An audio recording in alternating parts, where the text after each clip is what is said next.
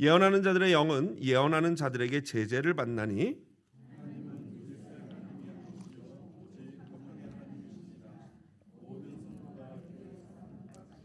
여자는 교회에서 잠잠하라. 그들에게는 말하는 것을 허락함이 없나니 율법에 이른 것 같이 오직 복종할 것이요.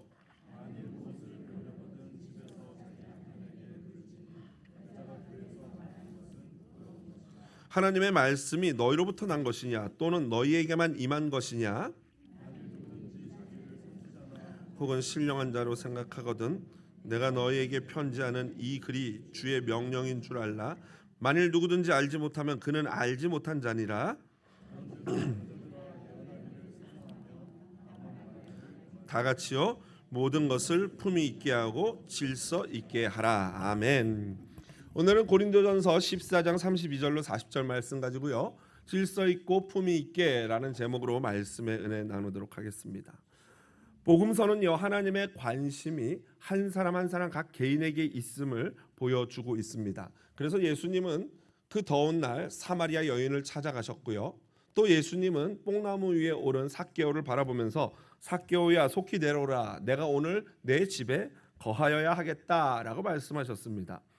이처럼 예수님은 개인을 찾아오시고 개인의 이름을 아시고 그것을 불러주시는 분입니다. 한 영혼이 온 천하보다도 귀하다는 것이 바로 예수님의 마음이죠. 그래서 그런지 이 기독교 정신을 이어받은 이 미국은요, 이 개인의 중요함을 굉장히 강조해요. 그래서 그러다 보니까 개인주의가 극단으로 발달해 있죠. 그래서 나는 스페셜하다, 나는 특별하다라는 생각을 많이들 가지고 있습니다. 사실 요즘 아이 하나만 낳는 한국이나 중국도 내 자식은 특별해, 내 자식만 특별해 이런 생각이 사회적으로 굉장한 문제가 되고 있는 것이 사실입니다. 반면에 유럽, 특별히 북유럽, 덴마크, 노르웨이, 스웨덴 같은 나라는요, 어렸을 때부터 너는 스페셜하지 않다라고 가르친다고 합니다. 너는 특별하지 않아라고 가르친대요. 개인은 그저 공동체 일원 중에 한 명이고 공동체에서 조화와 겸손을 배워야 한다라는 이 교육 철학이 있다고 합니다. 이러한 교육 철학을 얀테의 법칙이라고 하는데요. 이 얀테의 법칙은 1933년 노르웨이 작가 악셀 산데모세의 소설에 등장한 10가지 규칙에서 유래했다고 합니다. 다음과 같습니다. 당신이 특별하다고 생각하지 마라. 당신이 남들만큼 좋은 사람이라고 생각하지 마라. 당신이 남들보다 똑똑하다고 생각하지 마라. 당신이 남들보다 낫다고 자만하지 마라. 당신이 남들보다 많이 한다고 생각하지 마라. 당신이 남들보다 중요하다고 생각하지 마라. 당신이 무엇이든 잘한다고 생각하지 마라. 남들을 비웃지 마라. 누군가 당신을 신경 쓴다고 생각하지 마라. 남들에게 무엇이든 가르칠 수 있다고 생각하지 마라. 여러분 어떻습니까? 만약에 자존감이 낮은 분이 이 10가지를 들으면요, 마음이 굉장히 힘들어질 것 같아요. 그런데 여러분 생각은 어떠십니까? 북미의 교육 철학, 나는 스페셜하다가 좋습니까? 아니면 북유럽의 것, 너는 특별하지 않다가 좋습니까?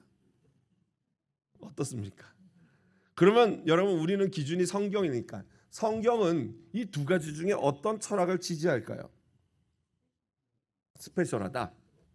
사실 나는 스페셜하다와 나는 평범하다는 동전의 양면과 같아요. 생각해 보십시오. 나는 특별해요. 모두가 한번 해보세요. 나는 특별하다. 그러면 다 뭐예요? 다 특별해요. 그럼 뭐예요? 동등한 거예요. 세임이에요. 우리 모두는 특별한 존재인 줄로 믿습니다. 그렇기 때문에 모두는 특별하지 않은 거예요. 나는 특별한 존재이다와 너 역시도 나처럼 특별하다 이 생각이 어떻게 해야 돼요? 같이 가야 되는 거예요. 공존해야 돼요. 교회 신앙생활을 하다 보면 나만 특별하고 나만 영성이 있고 나만 뛰어나다고 생각하는 용한 권사님들이 간혹 계셔요. 그죠? 타인의 감정, 타인의 생각, 타인의 영성, 타인의 입장은 전혀 고려하지 않는 우를 범하는 것이죠. 그것. 오늘은요, 너와 나 그리고 우리에 관련된 문제에 대해서 생각해 보고자 합니다. 교회 안에서의 친교와 교제가 어떤 의미가 있는지, 또한 어떻게 하는 것이 진정한 교제인지 친교인지에 대해서 살펴볼 것이고요. 다시 한번 말씀 안에서 우리의 친교관 그리고 교제관을 재정리하는 시간이 되기를 바랍니다. 먼저 교제에 대해서 얘기하기 전에 오늘 본문을 가지고 예배의 순서, 예배와 관련된 모범에 대해서 잠깐 얘기를 나눌 거예요.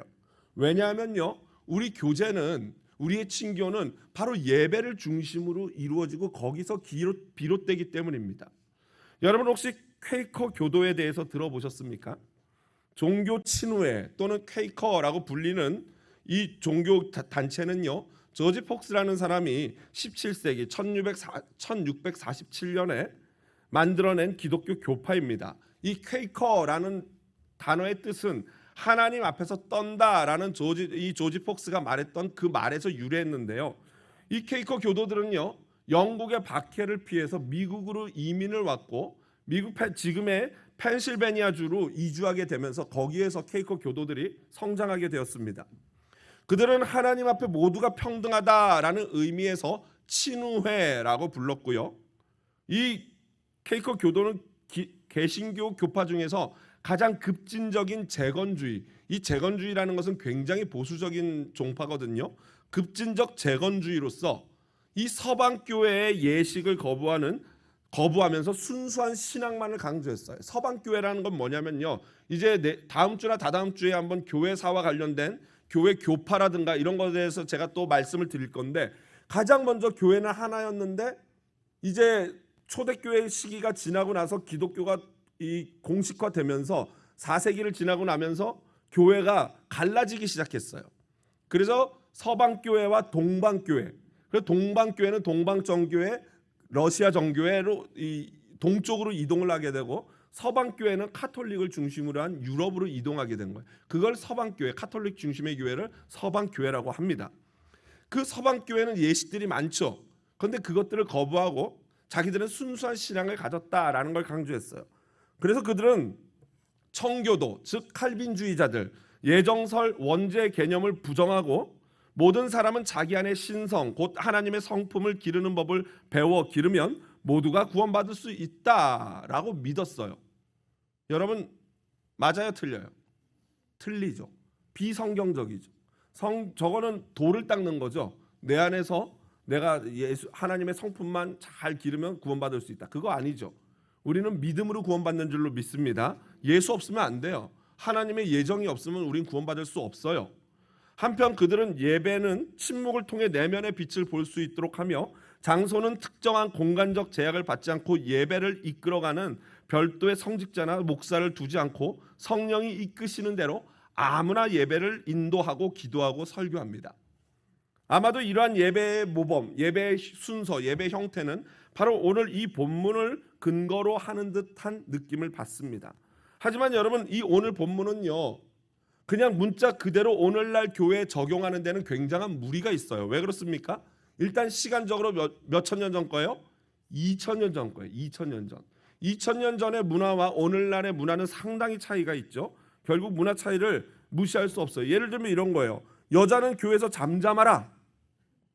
오늘부터 여러분 자매님들 교회 오면 입을 꼭 다무십시오. 맞습니까? 아니죠. 만약 저 말이 진짜 교회에서 여자는 말도 하지 말라는 거면은 우리 교회 주일 대표 기도를 여성들을 시킬 수가 없겠죠. 저게 만약 하나님의 진짜 문자 그대로의 말씀이라면은, 물론 이게 하나님의 말씀 맞는데, 그렇다면은 이게 여성들은 교회에서 뭐 가르치는 것도 하지 말고 기도도 하지 말고 그냥 무조건 남자들한테만 배워라, 이런 의미가 아니라면은 이거를 오늘날 문화적에서 본래 성경적 의미를 해치지 않는 선에서 이걸 해석해내야 되지 않겠습니까? 그 작업이 바로 오늘날 신학자들, 목사들, 그리고 우리 성도들이 해야 되는 일인 것이죠.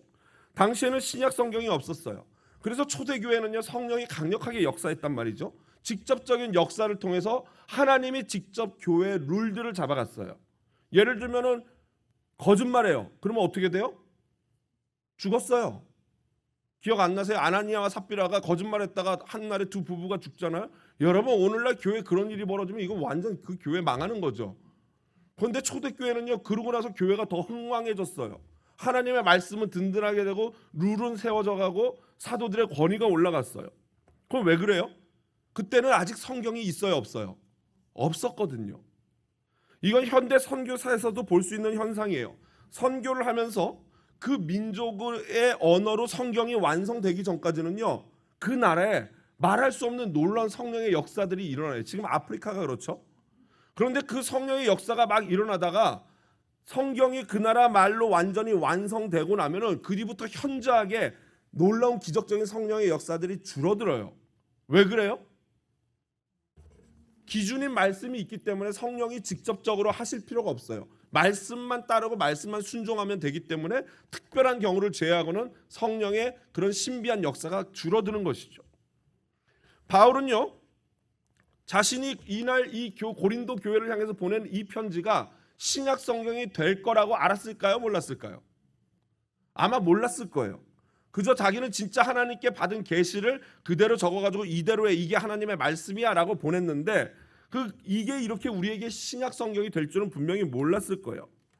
초대 교회들은요, 이처럼 말씀을 쓰려고 쓴 게 아니라 그 당시 교회 질서들을 잡아가기 위해서 수많은 사도들이 그 글들을 쓰고 편지를 보냈던 것입니다.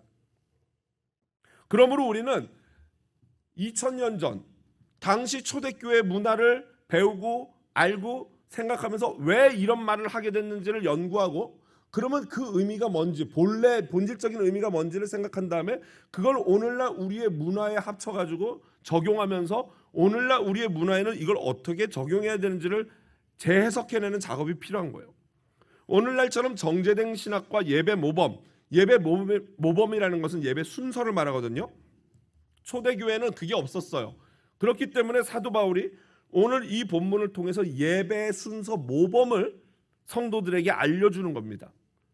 하지만 예배 형태는요, 예배 정신이나 기본적인 원칙은 유지하면서 시대에 따라 변화가 있죠.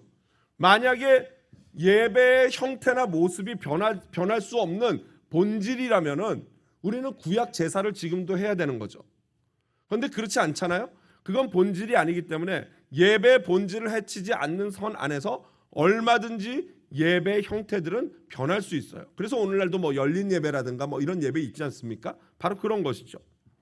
그러므로 오늘 본문에서 원칙과 문화적인 형태를 구분해야 돼요. 그럼 예배와 관련된 원칙이 뭐냐 이거예요. 같이 읽어보겠습니다. 예배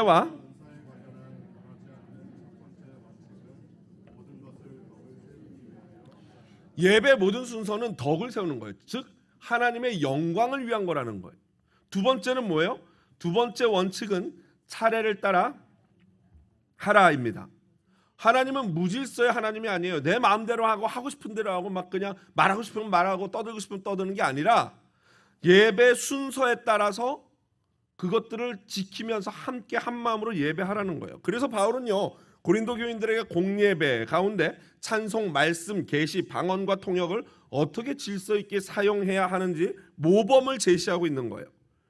공예배 시간에 다른 사람들이 알아듣지 못하는 방언을 꼭 하고 싶다면 두세 사람이 차례를 따라하고 한 사람이 통역을 해야 돼요. 그런데 이건 역시도 초대교회에 해당하는 거죠. 오늘날 통역, 방언과 통역사역, 통역의 은사가 있는 분들이 몇이나 되십니까? 나는 방언 통역할 줄 알아야 하시는 분 계십니까? 그것도 검증해 봐야 돼요. 그 검증하기가 어려워요. 진짜 이 사람이 랄랄랄라 하는 게 이분이 지금 이분이 랄랄랄라 한 거는 나를 사랑한다는 말입니다. 이렇게 해석한다면은 그걸 어떻게 아니라고 맞다고 어떻게 검증할 수 있습니까? 그러니까 이건 초대교회에 나타났던 굉장히 신비적인 일이고요. 오늘날에는 거의 잘 없죠. 그러면 이걸 오늘날 우리가 어떻게 해석해야 되느냐? 예언도 마찬가지예요. 예언하는 자가 옛날에는 많이 있었어요. 그러나 오늘날에는 없어요. 그러면 여기서 이 말씀을 우리는 어떻게 해석하냐? 바로 예언의 말씀이 성경이고 예언의 말씀을 이렇게 연구하고 기도하는 가운데 사역자가 목회자가 전문적인 신학적 지식을 가지고 풀어주는 것, 이걸 일종의 오늘날은 예언이라고 말해요. 예언의 말씀을 전하는 거죠. 그 예언이 뭐 내일 2시에 동쪽으로 가면 귀인을 만날 거야. 이거는 귀신들이 나는 짓이고요. 하나님의 말씀의 예언은 그게 아니에요. 그러므로 이처럼 예언하는 자나 모든 방언하는 자는 서로 간에 통제를 받아야 돼요. 그리고 교회는 모든 은사를 질서 있게 철저하게 질서 안에서 화평을 이루며 사용해야 된다라는 거죠. 오늘날에는 예배 모범이라는 예배 순서라는 것이 정확히 교단 헌법이나 이런 지침서에도 다 있어요. 그걸 기준으로 우리가 예배를 만들어 가는데 그 순서 안에서 각자 다양한 은사, 찬양의 은사가 있는 분, 기도의 은사가 있는 분, 친절의 사랑의 은사가 있는 분, 이런 분들이 예배 각 위치에서 그거를 맡아서 그 일들을 잘 감당하는 겁니다. 그러므로 이것 예배의 모든 은사는요, 바울의 대원칙인 덕을 세우기 위해 그리고 차례를 따라에 해당하는 것, 이것이 바로 예배의 대원칙인 것입니다. 바울은요, 오늘 당시 모든 교회가 그랬듯이 여자들은 교회에서 잠잠하라 라고 명령을 해요. 아까도 말씀드렸지만 이건 다분히 문화적인 상황을 반영해서 이해하고 해석해야 되죠. 오늘날 이 문화적 상황을 고려하면서 그 본래 의미가 뭔지를 훼손하지 않고 그러면서 오늘날 문화에 적용을 해야 되는데 원칙은 뭡니까? 그건 뭐냐면요, 교회의 질서와 당시 대부분의 사람들이 지키는 사회적 통념을 따르라는 거예요. 교회의 질서와 사회적 통념을 벗어나지 말라는 거죠. 그리고 또한 이것은 창조의 원리의 율법을 그대로 반영한 순서예요. 남자가 여자보다 먼저 창조되었다, 이거죠.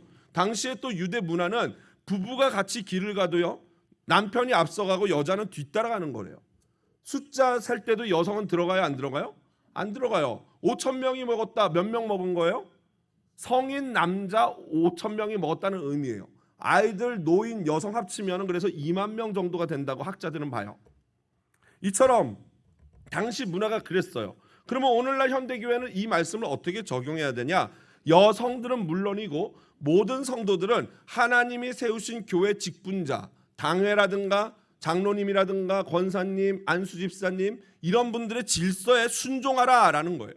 그리고 또한 창조 원리와 미풍양속에 따라서 여성들은 집에서는 얼마든지 남편과 자유롭게 지내지만 공동체에 모였을 때는 사회적 통념에 따르는 그 미풍양속을 지켜서 남자가 머리라는 하나님의 말씀대로 교회에서는 남편을 따르고 남편을 순종하라, 이게 하나님의 말씀인 거예요. 그래서 제가 이 자리에 계시는 모든 권사님들과 여성분들께 권면드립니다. 자매님들이요, 교회에서 잠잠하십시오. 남편에게 복종하십시오. 이명희 권사님만 아멘 하시네요. 네, 이럴 줄 알았어요. 다시 해보겠습니다. 자매들이요, 교회에서 잠잠하고 남편에게 복종하십시오. 마음에 안 드는데요, 소리가.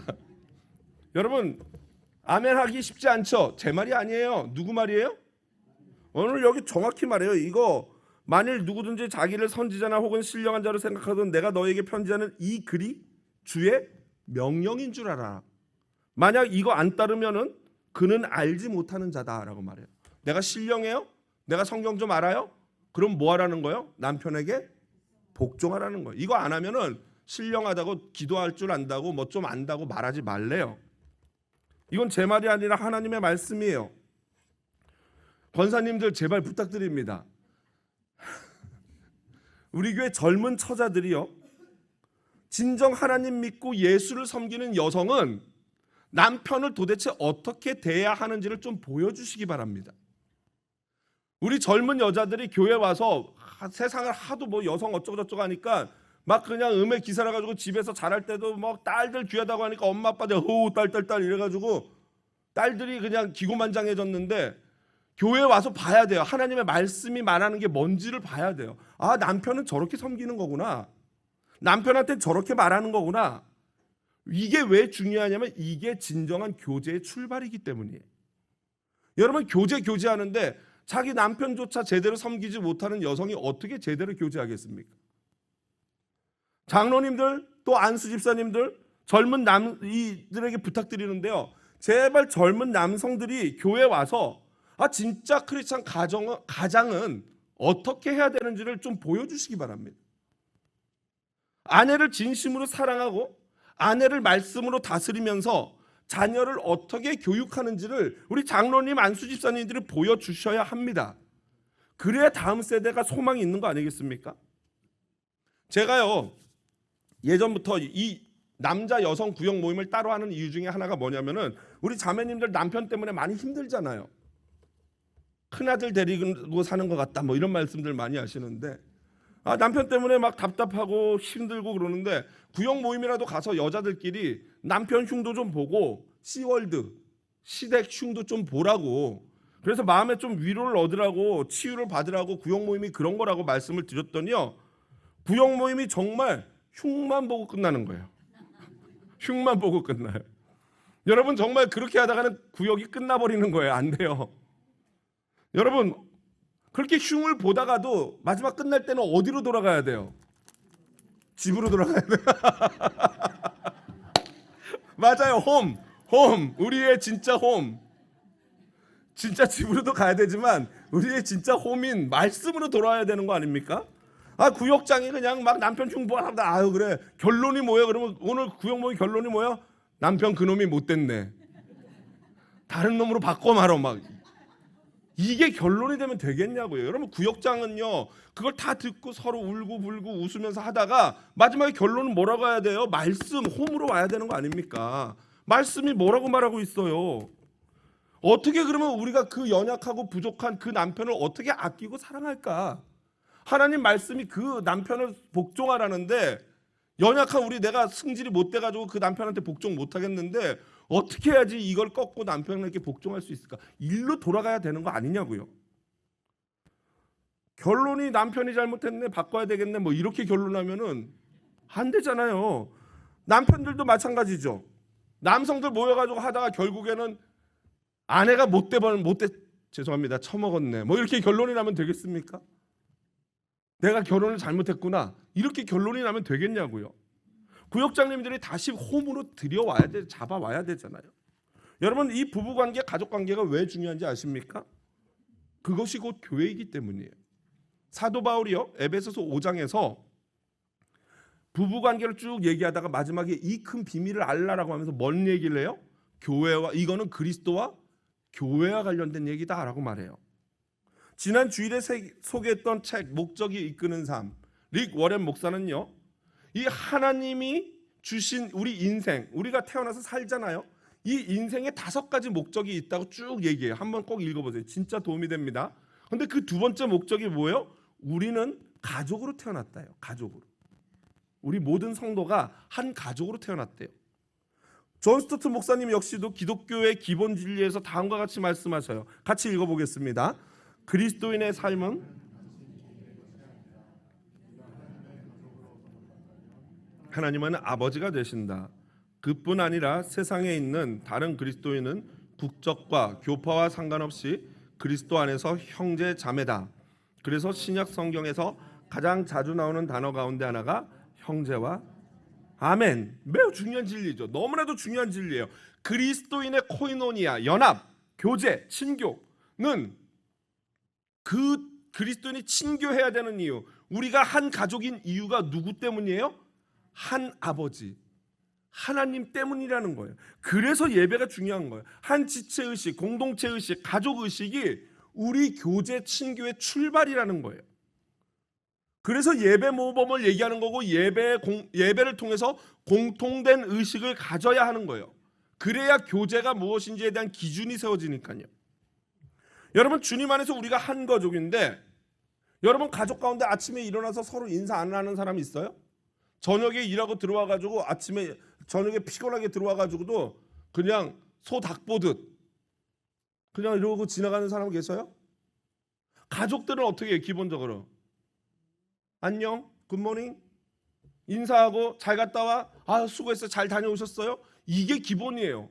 눈치를 보아하니 안 하는 분들이 많이 계시는. 하셔야 돼요. 통계에 보면 아침에 출근할 때 아내와 남편이 키스하고 출근하는 가정이 행복한 확률이 훨씬 높대요. 죄송합니다. 해야 돼요. 그런데 여러분 교회도 마찬가지죠. 한 가족이라 그랬어요. 서로 인사하지 않는다면 우리가 서로 가족이라고 할 수 있어요? 어떤 분들은요, 우리 교회는 직분자들이 인사를 안 한다라고 저한테 컴플레인 하는 경우 있어요. 어떤 분들은요, 교회 젊은 사람들이 어른을 보고도 인사를 안 한다라고 컴플레인 하는 분들이 계셔요. 여러분 여쭤볼게요. 누가 먼저 인사해야 돼요? 누가 먼저 인사해야 돼요? 여기서 말하는 나 아이지, 내가 먼저 인사를 하면 안 돼요. 여러분, 우리 교회는요 이럴 거예요. 이제부터 우리 교회는 장로님, 권사님, 안수 집사님들이 먼저 인사하기로 합시다. 안수 집사 아니고 장로 아니고 권사 아닌 분들이 아멘 하면 안 돼요. 이때는 가만히 계셔야 돼요. 안수 집사님들, 장로님들, 권사님들이 먼저 인사합시다. 아멘. 여러분, 인사 받고 싶으면 어떻게 하면 돼요? 인사하면 돼요. 여러분, 세상은 높은 사람, 어른들, 능력 있는 사람이 인사를 받지만 교회는 그렇지 않죠. 교회는 오히려 믿음 좋은 사람이 먼저 인사하는 곳이 교회인 줄로 믿습니다. 세상 법칙이 통하지 않는 곳이에요. 저는요 우리 교회에서 가장 어린 애도 제가 먼저 인사해요. 처음에 인사하면 흥 이러고 지나가요. 조그마한 것들이. 그런데 한 1년 정도 하잖아요. 하이파이브 해줘요. 오늘도 딱 하니까 하이파이브 빡. 저희 교육자들은요 아침에 제일 일찍 옵니다. 그런데 주차는 어디다 하냐면요 교회 정문 안 들어오고 저 밖에 거기 길거리에 상가들의 주차를 하고 와요. 여러분, 비 오는 날이나 추운 날 이른 아침에 그 차를 놓고 짐 들고 오는 게 편할까요? 안 편할까요? 상당히 불편합니다. 이렇게 얘기하면 속으로 뭐 그 정도 가지고 그래 이러는 분 계실 수 있는데, 그럼 해보세요. 비 오는 날 거기다 세워놓고 멀지 않은데 비 오는 날 걸으면 굉장히 멀어요. 여러분, 왜 그런지 아십니까? 가장 먼저 왔어요. 그리고 교역자로서 충분히 그걸 여기 제일 좋은 자리에 주차할 수 있는 권한도 있어요. 그런데 우리는 그걸 사용하지 않아요. 왜요? 자발적으로 우리 사역자들이 교회 어른 노릇을 하기 위해서 그래요. 여러분, 교회 중직자들 역시 그래야 합니다. 교회 어른이 필요해요. 지금 세상 문제가 뭔지 아십니까?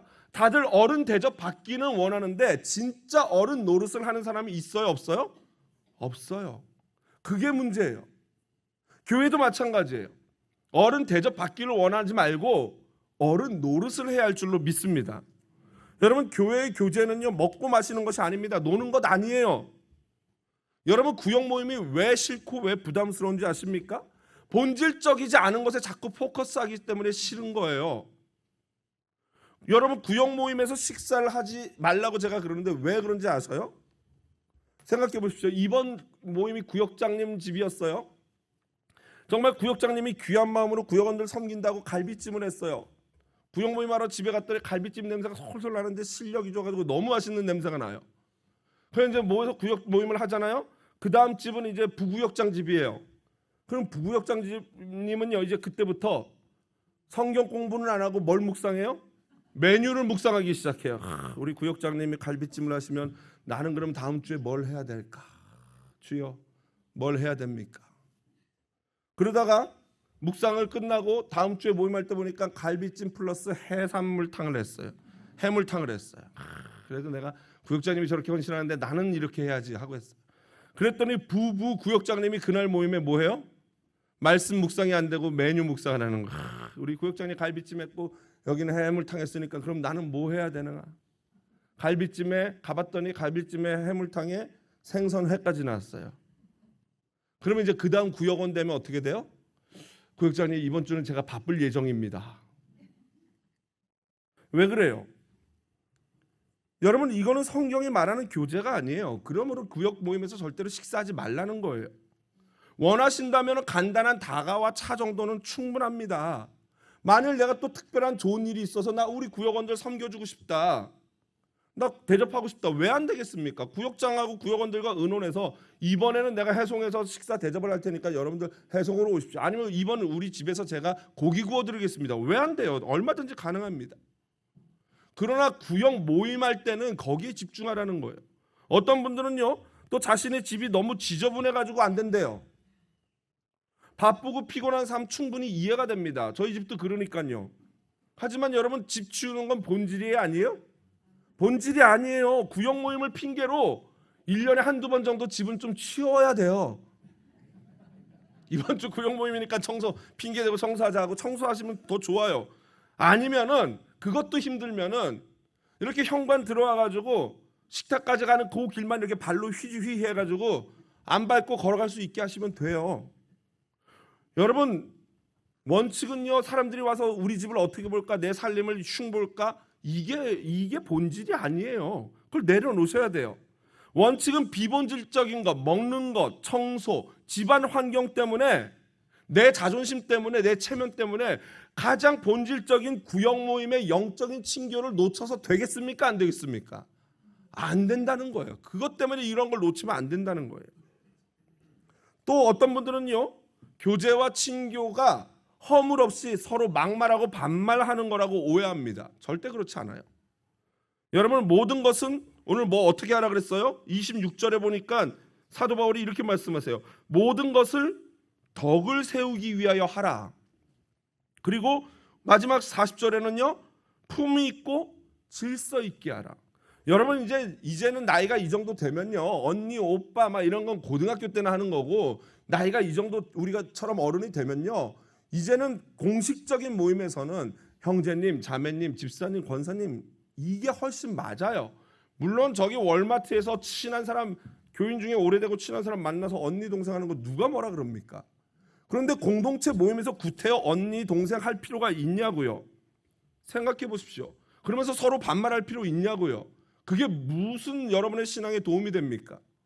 오히려 어떤 폐해가 있냐면요, 실상은 막 반말하면서 지내는 두 분을 보면은 그리 친하지 않은데, 알고 보면 사실 그리 친하지도 않은데 제3자가 새신자가 들어와서 둘이 막 구역 모임 때 언니 하하 이러면서 막 하는 거 보면은 어떤 생각 들어요? 둘이 되게 친한가 보다. 나는 여기 낄 때가 아닌 것 같다. 너무 친한데? 이런 생각이 드는 거예요. 그러니까 여러분, 반말하지 않는 것도 굉장한 제3자, 연약한 자를 향한 뭐예요? 배려예요, 배려. 그거 못하겠냐고요. 반면에 또 재밌는 거는 자신이 가깝고 친한 사람한테는 한없이 인자한 미소를 띠면서 너무 반갑다 이러는데, 관계없고 모르는 사람한테는요, 얼굴이 얼음 냉수와도 같아요. 프로즌이에요, 프로즌. 엘사 공주 같아요. 여러분, 그건 역시 하나님을 한 아버지라고 부르는 공동체에 맞아요, 안 맞아요? 절대로 어울리지 않는 거죠. 우리가 다 한 가족이고 영적인 한 가족인데 어떻게 그럴 수 있냐고요.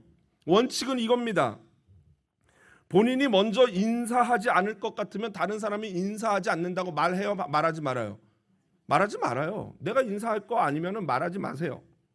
그리고 인사 받기를 원한다면 어떻게 하시면 됩니까? 먼저 인사하면 될 줄로 믿습니다. 그런데 내가 먼저 인사를 했어요. 그런데 아무 반응이 없어요. 그분은 어떻게 해야 될까요? 잘하시네요. 그래도 또 하고 또 하고. 그런 분들은 정말 우리 공동체가 잘 돌봐줘야 될 분이에요. 연약한 분이고 아픈 분이죠. 그분을 위해서 계속 기도해줘야 돼요. 여러분, 진정한 교제는요, 말씀을 나누고 함께 기도 제목을 공유하고 함께 기도하는 거예요. 구역 모임이 그거예요. 말씀, 이번 주일날 목사님 말씀 너무 이런 건 좋았고 이거는 좀 의문사항인데 어때요, 구역장님? 그거는 이런 의미예요. 그렇군요. 같이 기도합시다. 울며불며 기도하고 누가 아프대요 막 기도해요. 그렇게 하다 보니까 시간이 오전 10시에 모였는데 12시가 돼버렸어요. 배가 고프잖아요. 그러니까 구역장님, 그러면은 우리 시간이 이렇게 됐으니까 라면이나 먹고 갈래? 내가 계란하고 파 송송 넣어줄게 해가지고 라면 끓여가지고 다 드시니까 너무 맛있으니까 국물도 어떻게 아깝잖아요. 그럼 밥도 비벼 먹을까? 그래서 밥까지 비벼 먹고 다음 주에 또 만납시다. 이게 진짜 교제인 줄로 믿습니다. 상다리가 휘어지게 차려놓고 하는 그게 아니라 김밥 하나 라면 하나라도 진짜 서로가 좋아서 교제하다 보니까 어찌어찌 하다 보니까 배고파졌네, 먹자. 피자 한 판 먹자. 이게 진짜 교제인 거예요. 또한 그렇게 친해진다고 하면요, 그 다음에 주의해야 될 게 뭐냐면 서로의 바운더리죠. 교제한다고 너무 개인적으로 둘이 가까워지고 깊이 빠져들다가는요, 반드시 일을 그르치게 됩니다. 그러니까 적절하게 선을 유지하면서 천천히 가셔야 돼요. 여러분, 우리의 교제는요, 마라톤과 같아요. 단순간 확 타오르고 꺼져버리고 흥치하고 헤어지는 그게 아니라 천천히 뚝배기처럼 온돌처럼 계속 지속적으로 우리의 이 따뜻한 관계를 유지해야 하는 것입니다. 말씀을 정리합니다. 나치에 대항하다 순교한 디트리히 본회퍼는요, 신도의 공동생활에서 다음과 같은 말을 남겼어요. 같이 읽어볼까요? 믿는 사람들이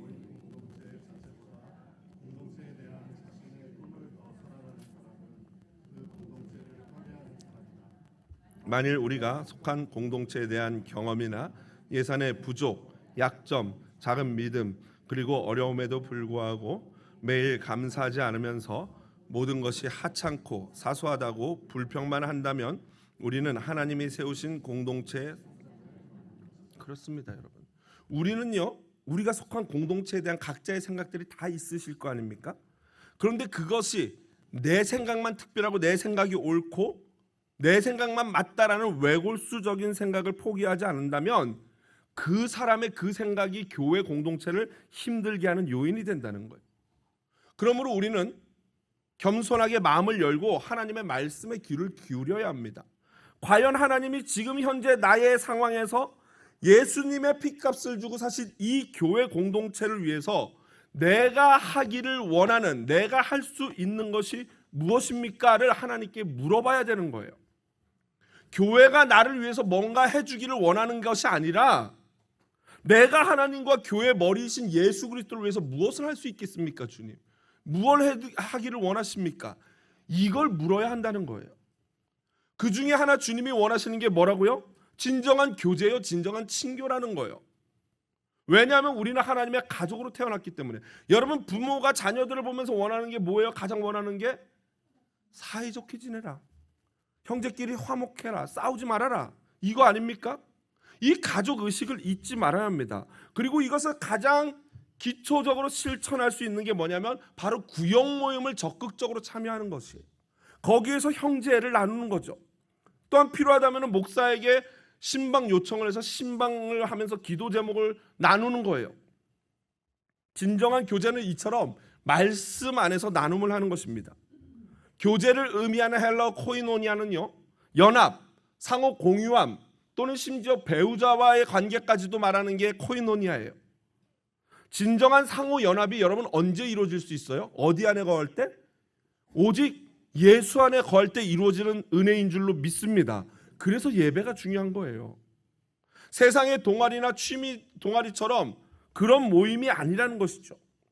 우리는 삶의 대원칙인 말씀을 근거로 하여 변하지 않는 말씀의 원리와 원칙을 찾아내고 날마다 급변하는 이 문화적 상황 가운데서 이 원칙의 말씀을 어떻게 우리에게 적용할지를 끊임없이 고민하고 연구하는 것, 그게 우리가 해야 될 일인 것입니다. 그 지혜가 있어야 돼요. 이것만 잘해도 우리는 훌륭한 크리스찬이 될 수 있습니다. 신앙생활 잘 해봅시다. 우리 옆에 분에게 이렇게 축복해 줄까요? 신앙생활 잘 해봅시다. 또 이렇게 외쳐볼까요? 질서 있고 품위 있게. 아멘. 서로 사랑하고 아끼는 관계가 되어봅시다. 그것이 아버지 하나님, 우리 주님이 저와 여러분에게 원하는 것인 줄로 믿습니다.